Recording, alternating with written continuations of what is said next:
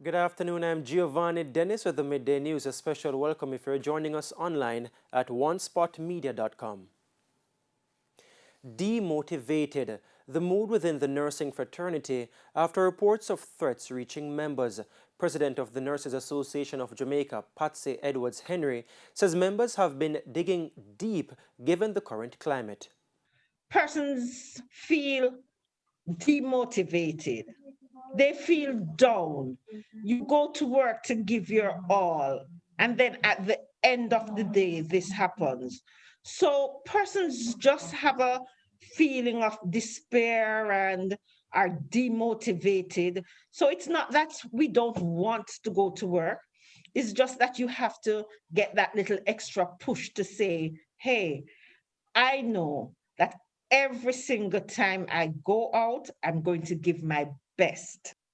TVJ president is urging nurses to press on despite hostility from some quarters. Just continue to do what you're doing. One of the Morgan brothers sings that there's a place out there for people like you. So just keep doing what you're doing, because we know that there's a place out there for people like you. There's a place out there for us, and we have to encourage each other.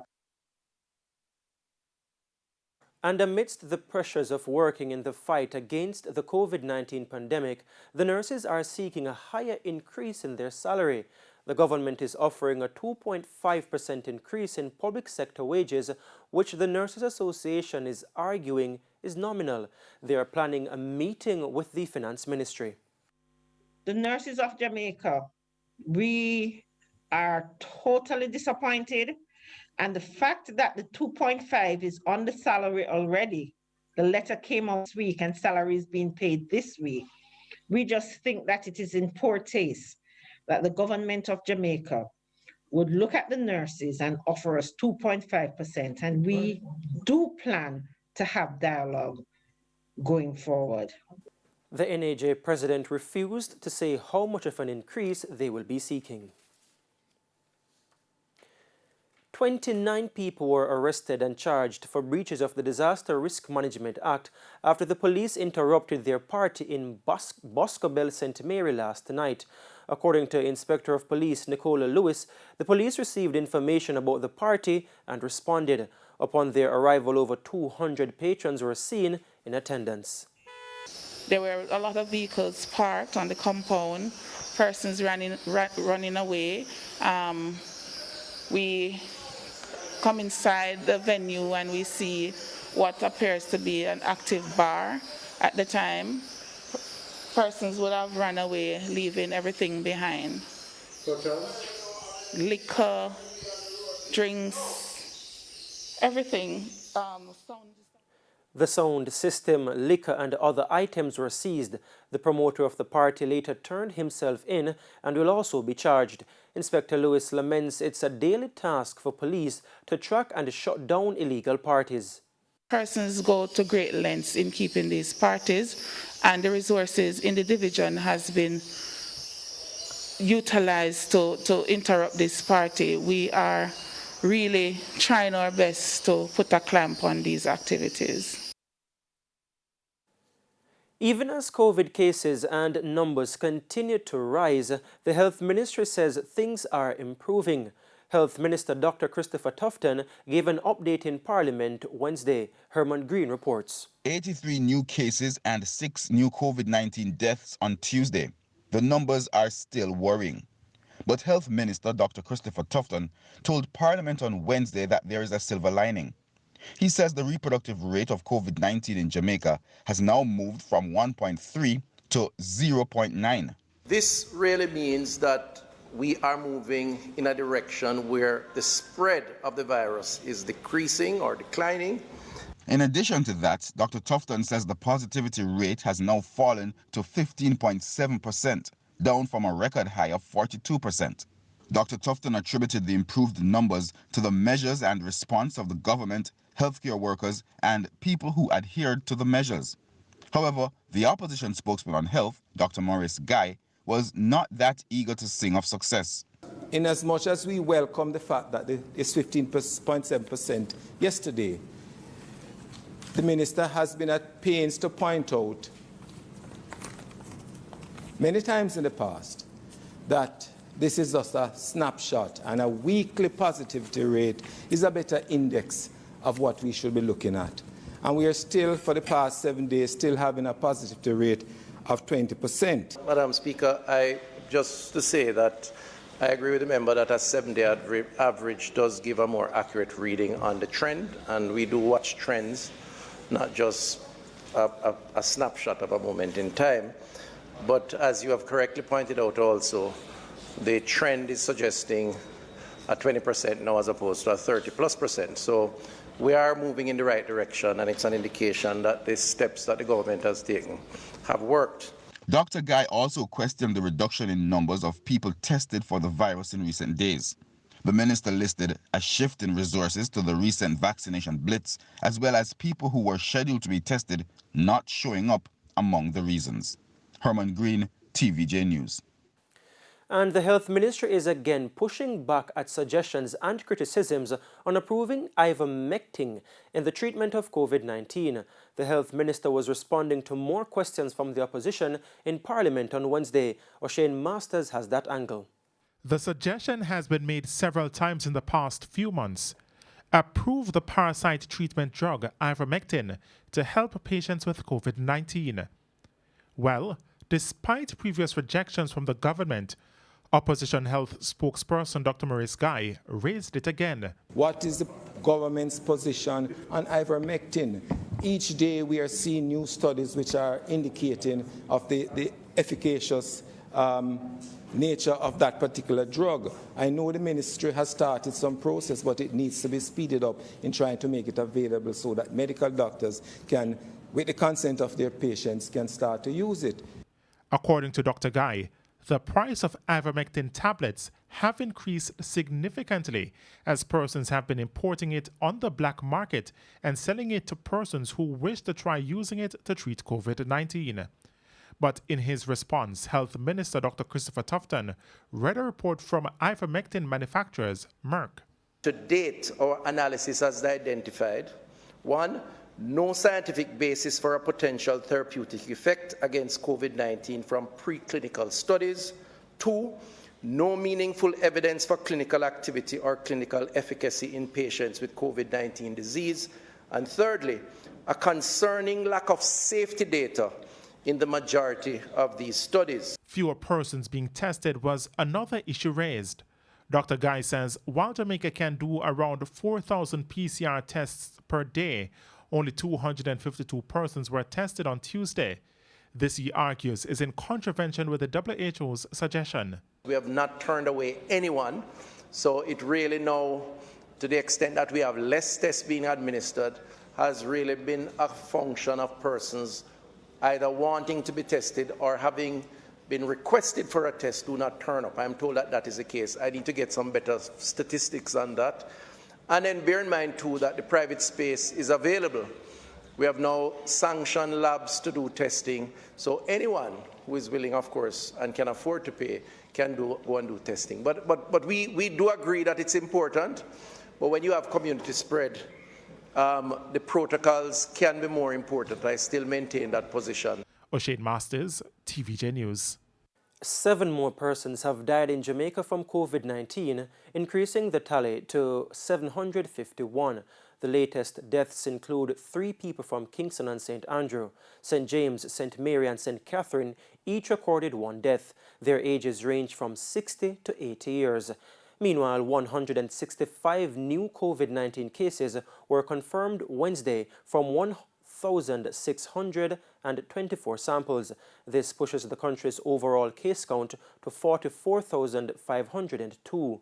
Kingston and St. Andrew recorded most of the new cases with 53, followed by St. Catherine with 34. 269 people are hospitalized. 26 are in critical condition. And it's now time for a break here on the Midday News, but please stay with us. We'll have much more when we return.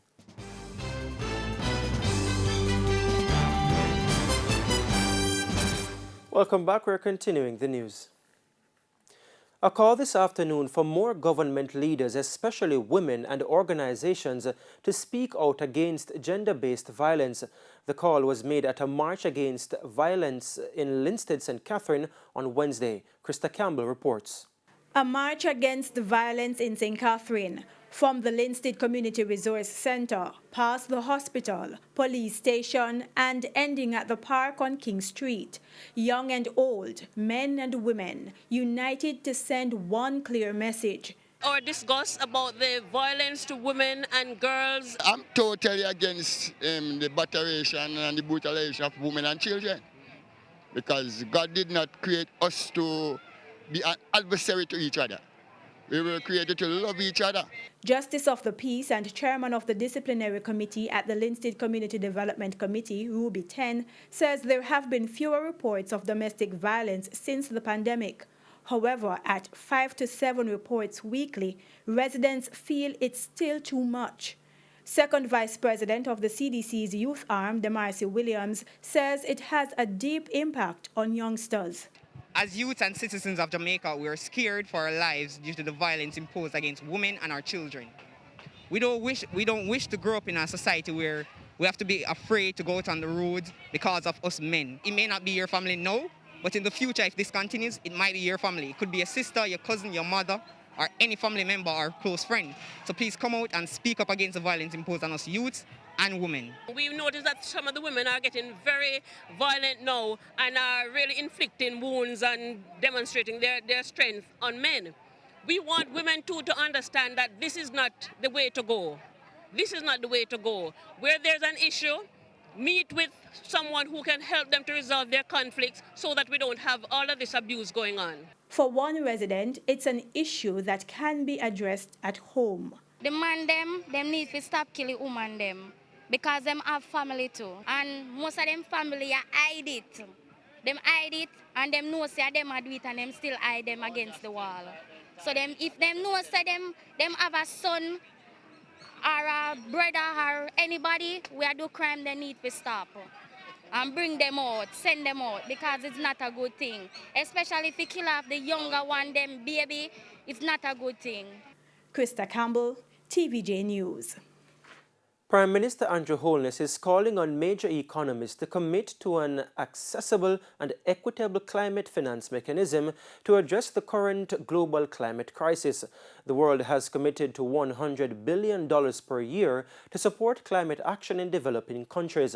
During his presentation at a Leaders Summit on Climate Change this morning, Mr. Holness said it is critical that this commitment not only be honored but increased.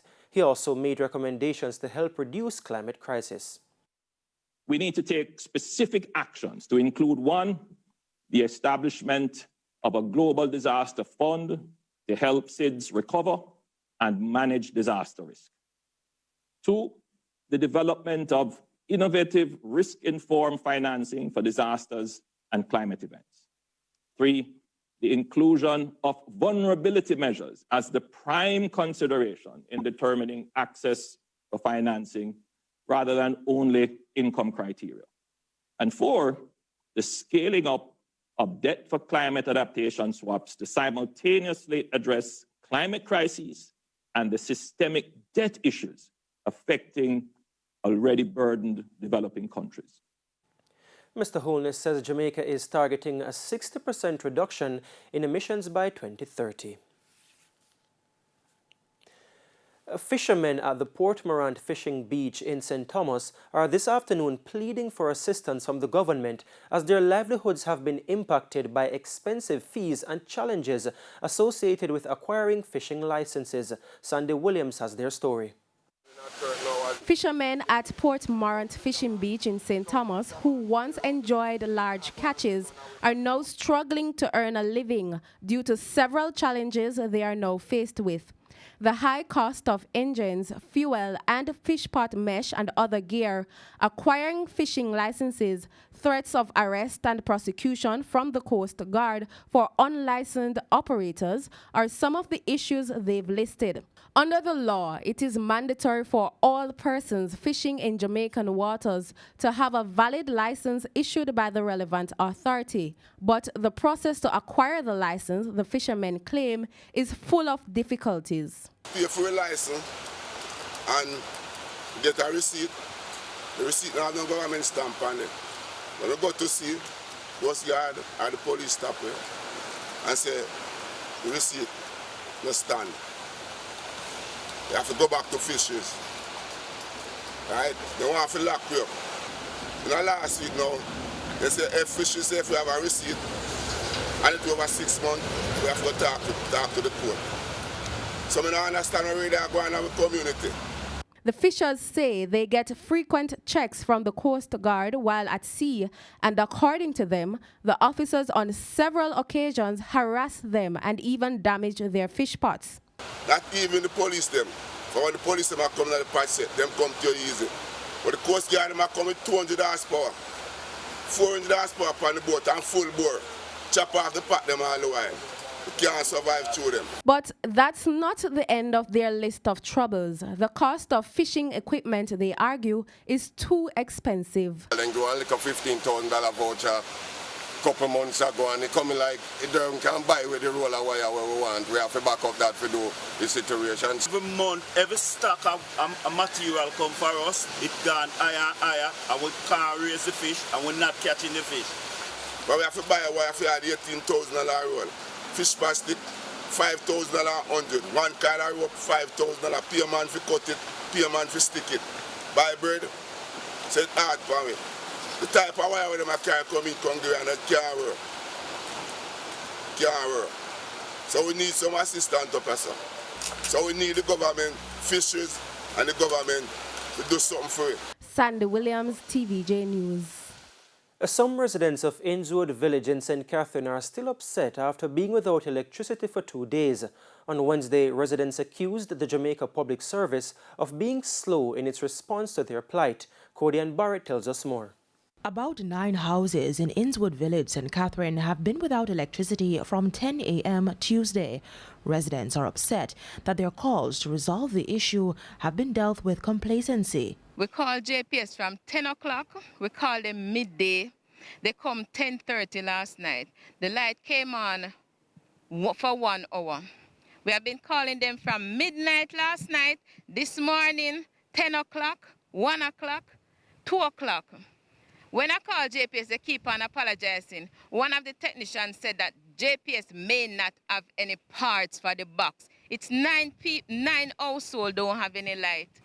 The next thing they come and they fix it, and by you know it, the light went, and nobody from morning we've been calling and nobody come to assist her. What must we do? In addition, they also expressed concern about their bills for the past 3 months. We have been getting estimated bills over a year now. My grandmother is 85. Our bill for March comes to $25,000. When we went to JPS, she said she's trying to pick up some signal from here, but she's not getting any signal. There's no reading on any one of the boxes in Innswood Village. By 4 p.m. Wednesday, Media and Public Relations Manager for JPS, Audrey Williams, said electricity restoration was underway. In the first instance, the 9 customers who were out on Innswood Boulevard have all been restored, with the exception of 1 customer who will be restored by later today. JPS teams responded to a call yesterday and detected a technical issue, which was addressed today. She also addressed concerns regarding their bills.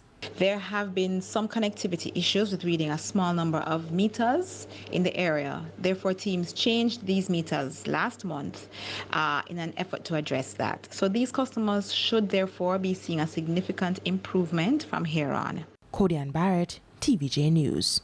The Jamaica Urban Transit Company, JUTC, will have to return to the drawing board to recraft its 2021-2022 budget as it continues to suffer losses due to the COVID-19 pandemic. Chairman of the PAAC, Michael Phillips, is concerned that the company could be in a position which makes it difficult to meet its obligations. Anthony LUGG reports. A few seated and even fewer standing.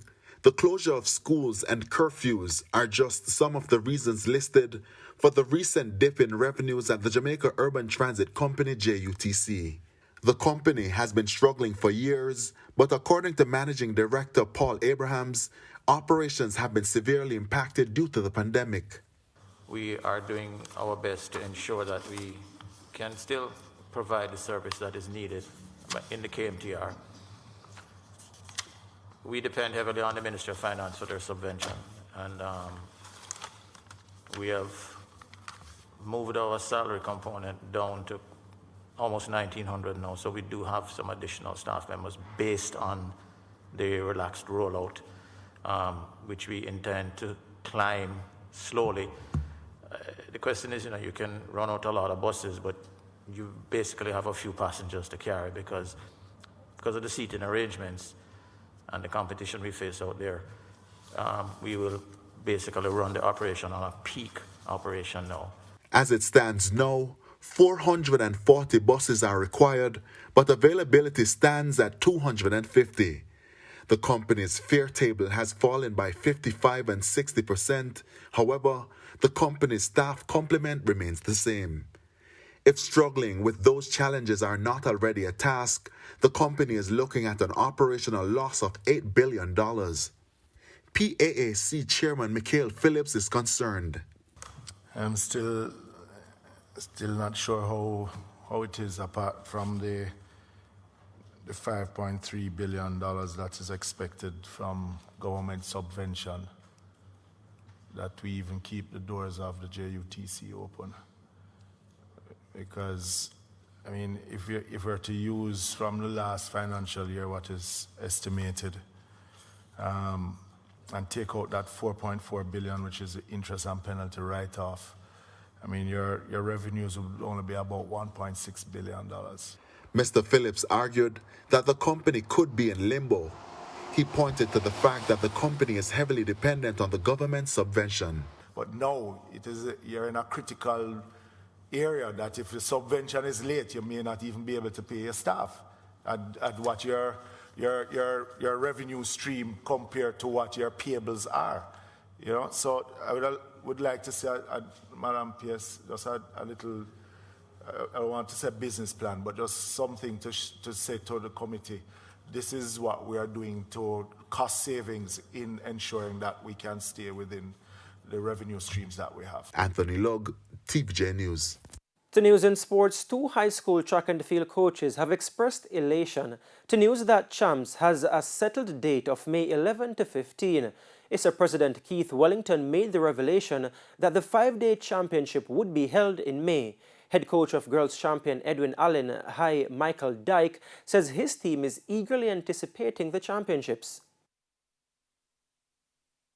We are happy to know that the competition is back, also the athletes, because it was somewhat very challenging to motivate the athletes with a lot of uncertainty that was taking place. However, the preparation now is, we're trying to intensify what we are doing with a lot of challenges because the sort of lockdown that we had really pushed them back considerably. So we have to be very careful as it relates to injuries, pushing them too hard based on the time we have leave. But we are looking forward to the competition and going into the championship. Similar sentiments were expressed by head coach of the St. Jago girls team, Kaylando Goburn. We are very elated that, we finally got the green light to participate at Boys and Girls Champs. The emotions were really up and down. It was like a roller coaster ride. We were having a lot of challenges in getting persons to commit and to be consistent in coming to training. But now that we got the green light, we're just going to try to put the pieces together for the next 3 weeks. And finally, some good news for track and field lovers. And that's the Midday News. I'm Giovanni Dennis. Join us at 7 for Primetime News. On behalf of the news, sports and production teams, have a good afternoon.